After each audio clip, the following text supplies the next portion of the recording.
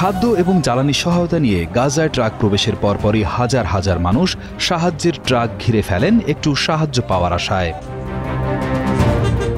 গাজা অঞ্চলের খান ইউনিস শহরে 11 অক্টোবর শনিবার এই সহায়তা পৌঁছায় যুদ্ধবিরতি চুক্তির আওতায়। এই চুক্তির ফলে উত্তর ও দক্ষিণ গাজার মধ্যে সাহায্য চলাচলের অনুমতি পাওয়া গেছে।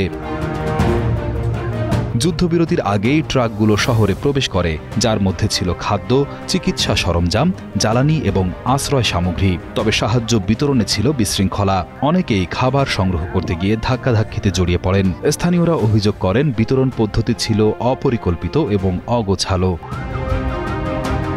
ফিলিস্তিনি নারী নিসরিন আবু আওদা দাবি করেন, এভাবে ত্রাণ এলে কেউ পায়, কেউ পায় না।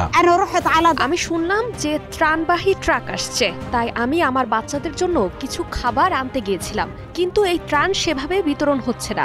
আমি চাই এটি সরকারি চ্যানেলের মাধ্যমে আসুক, সেটা অনেক ভালো হবে, কারণ কিছু লোক ত্রাণ নেয়, অন্যদিকে অনেকে কিছুই পায় না।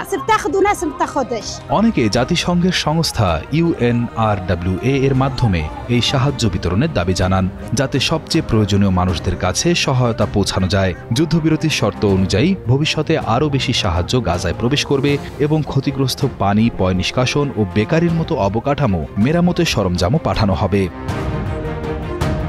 ফিলিস্তিনি বাসিন্দা দিয়া জোবের ত্রাণ বিতরণে জাতিসংঘের সহায়তা চেয়েছেন। আমি সত্যিই আশা করি ত্রাণ বিতরণ আনুষ্ঠানিকভাবে পরিচালনা করা হবে এবং মানুষের কাছে হস্তান্তর করা হবে। আমাকে ট্রাক দিয়ে প্রায় চাপা দেওয়া হচ্ছিল।